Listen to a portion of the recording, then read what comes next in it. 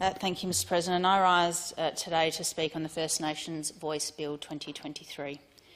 Mr President, according to Section 8, this bill is expressed to be read in conjunction with and to complement the provisions of any other act that implements measures to progress truth and treaty, as identified in the Uluru Statement from the Heart. And as such, most of what I have to say relates specifically to this bill, but contrary to how the government is presenting this legislation, Mr President, we have walked down this path before. One of the fundamental problems I have with this legislation is that it rests on the notion that parliamentary democracy is not capable of representing certain minorities, and this is an attack on parliamentary democracy in principle. One of the foundations of political liberalism is that all citizens are equal in civic status, regardless of race, gender, religion, background and the like. In fact, Mr President, one of the South Australian Liberal Party's core values is to ensure that we will do everything in our power to ensure all South Australians have the same opportunities, a level playing field, no matter their geographical location, social background, race, religion, gender or any other factor. Allowing effectively a fourth arm of government, one where First Nations people will have a direct say on health, education, defence and other policy or pieces of legislation is undemocratic. It goes against the heart of our democracy, that is, that all Australians are equal under the law. Mr President, as the Honourable Kayam Ma acknowledged during his second reading speech, this is not the first elected voice to Parliament. The concept of a First Nations voice to Parliament is well known in our nation. It is well documented that back in 1973, the Whitlam federal government established the National Aboriginal Consultative Committee, or the NACC, otherwise known as The Voice. This consultative committee was similarly elected by Aboriginal and Torres Strait Islander people. Maps were divided to provide electorates for the council, and the council, when formed, was there to advise the then Aboriginal Affairs Minister, Mr Bryant, and his department on matters concerning First Nations people, similar to what is being proposed in this piece of legislation, although they did not include a provision to address Parliament. At that time, similar to today, Mr President, the Voice was seen by some to be a step in the right direction to ensuring First Nations people could share in constructive proposals on matters affecting their communities and would be in a strong position to get things done. However, others had grave concerns about the plan, Mr President. One person who had significant concerns about the proposal was Queensland Liberal Senator Mr Neville Thomas Bonner, who was the first Aboriginal Australian to become a member of the Parliament of Australia. He warned that the government's plan for a voice was apartheid. Senator Bonner stated that it was, and I quote, going to divide Aborigines not only among themselves but also from the rest of the Australian community. I would like to give warning that this is going to cause trouble in the Aboriginal community." End quote. This difference in opinion divided the nation at that time and continues to divide the nation today. Similar warnings are being made today by Indigenous leaders around the nation on a federal voice to Parliament. Representatives such as South Australian Senator Kerryn Little have raised concerns about its lack of clarity. Similarly, Senator Jacinta Price has accused Prime Minister Albanese of emotional blackmail after he called for people to consider Australia's international standing if a no vote prevails. Frankly, there are very few or no nations worldwide that can claim such moral heights in relation to their own histories that would entitle them to criticise Australia for rejecting the referendum. And in any event, such opinions couldn't possibly be well informed when Australians have no details of the extent of the constitutional change or the real effect of the ill-defined powers of the Makarrata Commission. Senator Price, an Indigenous Australian, is a strong advocate for the no vote, just like Senator Bonner was in 1973.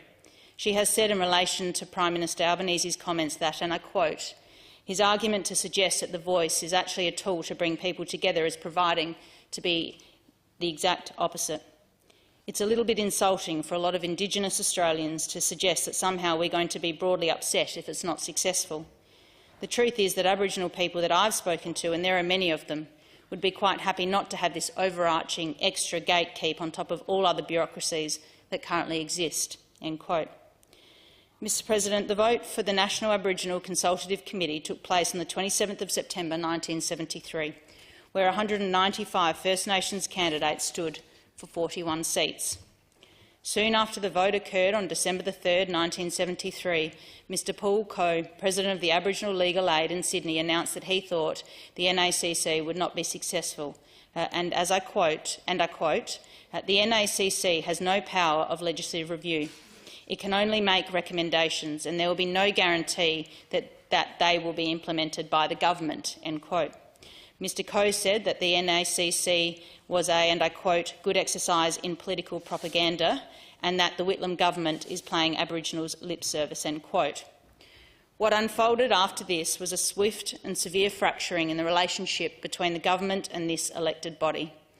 In February 1974, the NACC made a move to change their title to the National Aboriginal Congress, or NAC. They sought to alter their remuneration to be above and beyond that of a sitting federal member of parliament.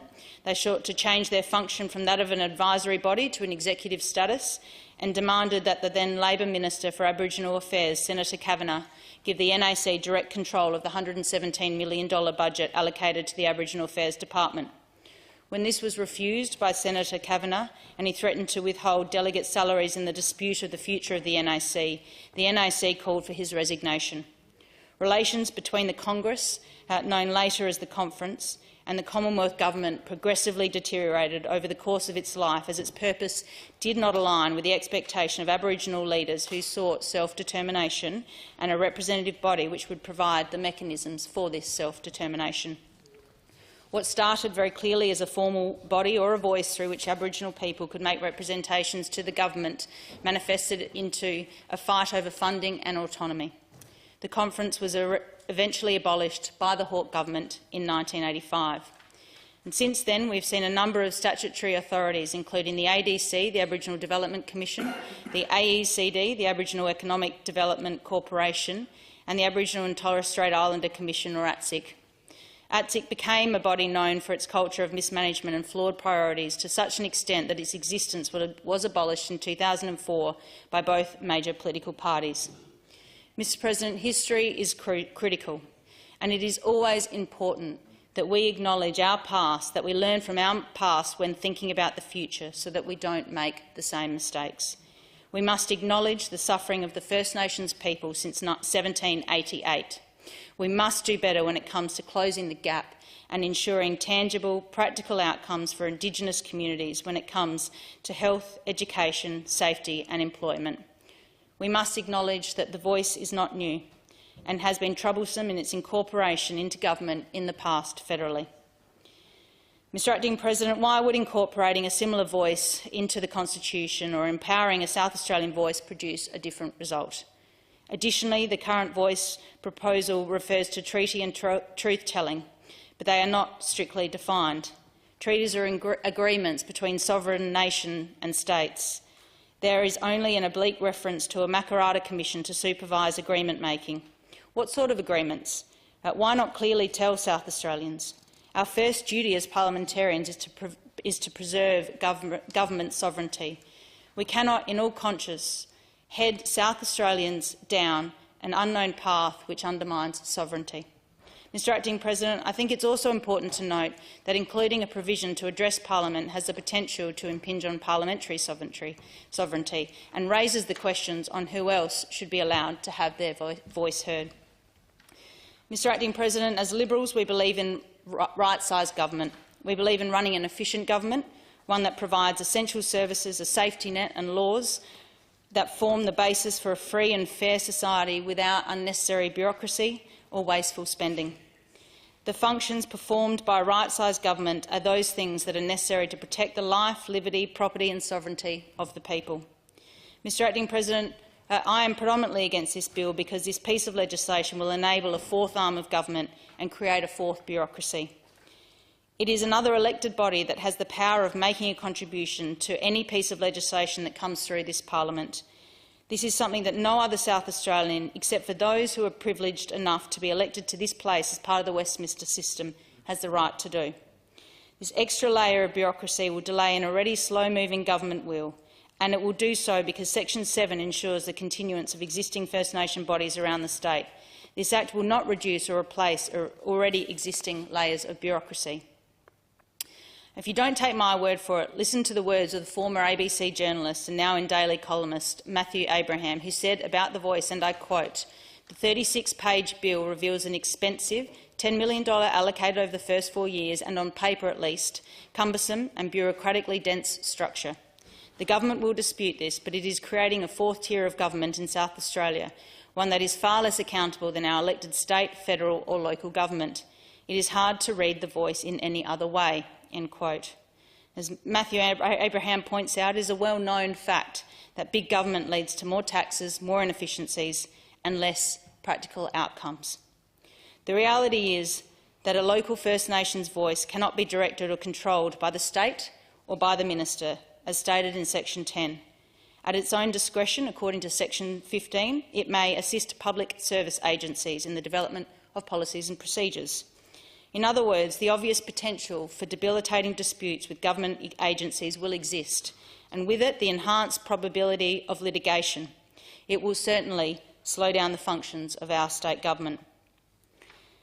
Quite apart from my objection in principle, this bill establishes a cumbersome series of local and state bodies, plus at least 4 advisory bodies. Robert Gottliebsen points to the dangers which lie within the Makarrata Commission to the property rights of non-Aboriginal voters. Will a treaty remove these rights, either in whole or in part? And if a referendum succeeds, which body, state or federal, is going to have precedence in negotiating treaty reparations? These are the questions that South Australians are asking, and ones they deserve to know the answers to. Mr Acting President, as a Member of Parliament, I also believe in the power of community consultation, and therefore I cannot understand why the Malinauskas government is pushing this legislation through both chambers before allowing the people of South Australia to have their voices heard in the referendum. I've heard the Leader of the Government reasoning for pushing forward in this legislation. He doesn't want the risk of it not occurring. But isn't that our job as Members of Parliament, to listen to the voices of all of our community, not just a chosen few? Mr Acting President, I have grave fears that this legally tortuous, costly, uncertain and divisive bill will not have any effect on or make any difference to Indigenous circumstances. History suggests this. Worse, that this bill will destroy the concept of equality of citizenship. Mr Acting President, every member in this parliament, both chambers, both sides, indeed all but a handful of prejudiced Australian voters, will commit themselves to any action that will positively close the gap. I enthusiastically join them in this honourable objective. Sadly, this proposed legislation is not the way to achieve this essential goal. The views I have expressed are not founded in the luxury of an air-conditioned parliamentary office, but are shaped by my experiences as a resident living most of my life less than 10 minutes' drive from the Gerard Indigenous community at Winkie in the Riverland. And Winkie remains my primary place of residence. And some of my primary school education was spent at a school where Indigenous families made up approximately 75% of the students, and I'm very familiar with the initiatives undertaken by the Gerard community over my lifetime. At their insistence and their local voice, a substantial art gallery featuring Indigenous art was established at Glossop. At the community's suggestion, the Commonwealth invested almost $500,000 in the construction of a commercial yabby farm. The list of well-intended and locally embraced proposals goes on. These people have always been heard and their concerns heeded. Sadly, much remains to be done if we are to adequately address their needs, but self-evidently much has been done and will continue to be done without the passage of this legislation. What we are debating today will, I fear, be just another layer of bureaucracy, just another cost with very little practical outcomes for Indigenous communities in South Australia. Thank you.